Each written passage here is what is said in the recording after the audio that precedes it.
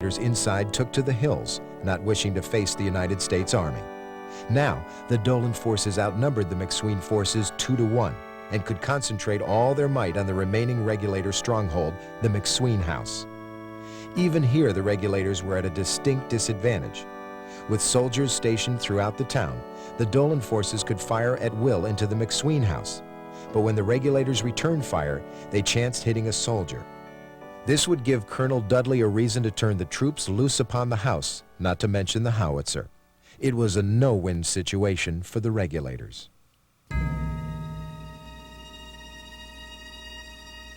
The stalemate continued into the morning of July 19th.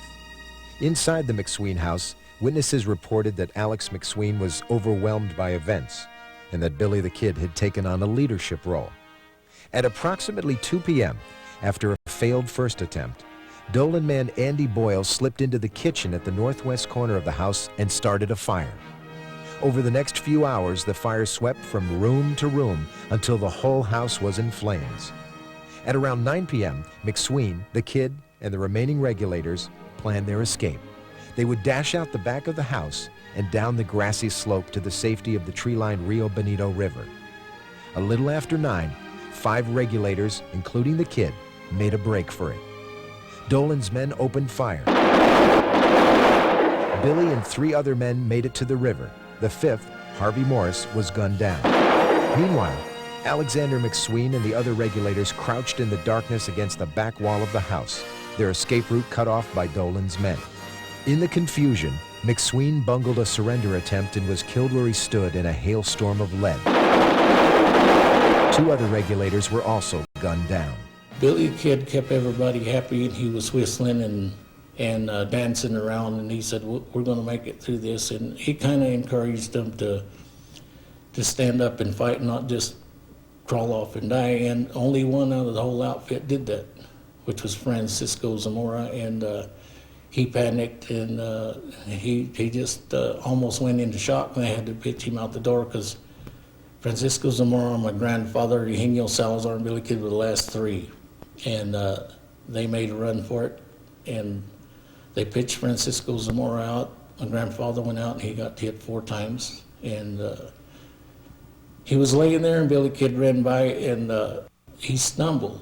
And he looked in my grandfather's eyes, and my grandfather gave him a signal. He didn't talk to keep going, so he cleared the fence.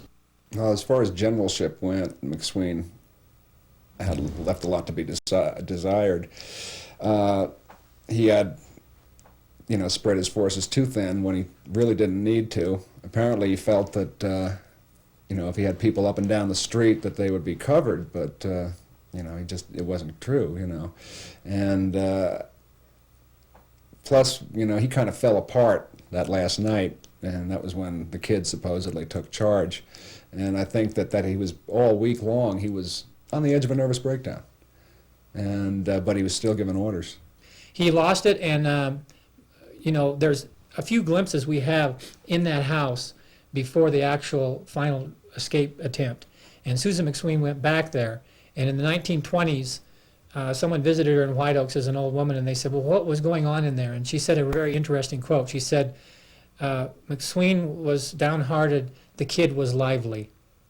Well, now, one thing that we forget is the Kid was never known as Billy the Kid during the entire war. Of course, his name in Silver City was Henry McCarty. He escaped into Arizona and started using Kid Antrim. And then when he killed a man there, he needed a new alias. So when he came into Lincoln County, he was going by the name Billy Bonney, but he was only known as Kid Antrim, the Kid. He also had other aliases, but never Billy the Kid. But when people tell the story in the 20s, they're talking about Billy the Kid in that house. And he was just one of many soldiers in there, and he was not the leader. McSween in the clutch, when the house is burning around him, apparently is incapable of showing any leadership qualities at all. And this is where the Kid rises to, what some people might say is his finest hour, where the Kid now says, okay, follow me, we're heading out of here, let's go. Had Colonel Dudley not come into town with his howitzer and his Gatling gun and his threat, of the reprisals and all this sort of thing, it could have turned out differently. even though they were scattered, you know, the regulators were scattered, but it would have turned out differently, I feel like. But that threat did so much to intimidate them, even in the house. If you shoot at a soldier, and even a lot of the old people now say that many of the Murphy men and the Dolan men had on soldiers' uniforms, and so that kept the regulators, even in the house, from shooting back.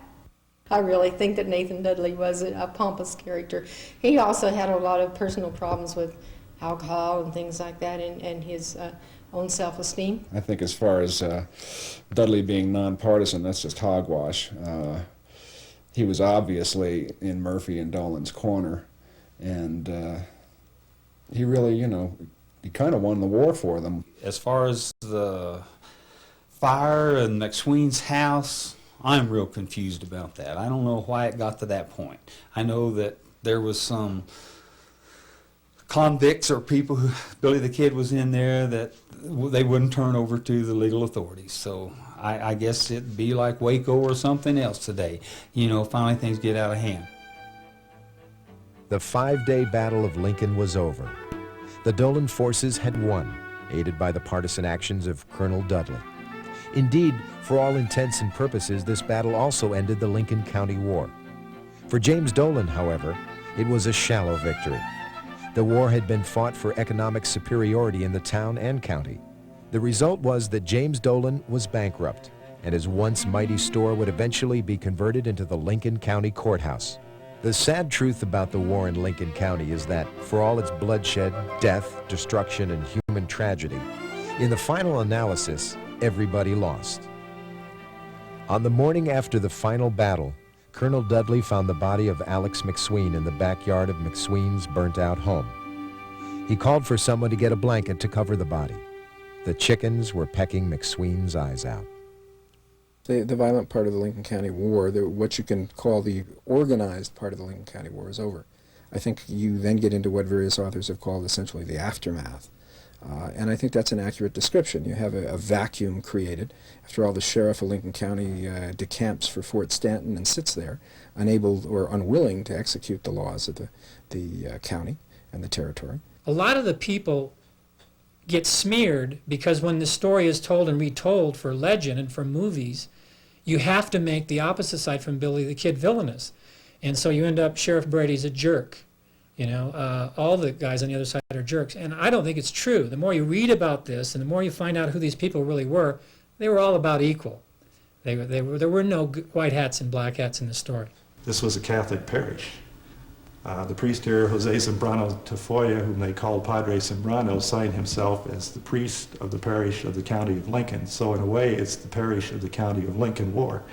Brady and Dolan and Murphy are in the parish, and so is Juan B. Patron and Florenzio Gonzalez and Saturnino Barca and Bonifacio Barca and John B. Wilson and George Kimbrell and Jose Chavez, E. Chavez and Henry Farmer, and it just goes on. They're all parish members. The two sides of the Lincoln County War, the three sides with the Fritzes, the Murphy Dolan Fritz side has got some black eyes. They've been painted as bad people a lot of ways. And one way is that they were the part of the Santa Fe ring or the ring of the county, and they controlled everybody and everything.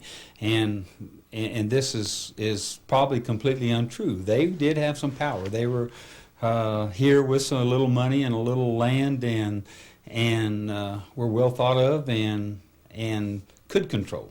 Had a little more control. And it's all so complicated. You know, it gets more personalities and money and politics and religion and ethnics, bad moods, bad days, complete accidents. What I love about the Lincoln County War is when you first enter the story, you're entering it from the white hats, black hats, and Billy the Kid is the hero.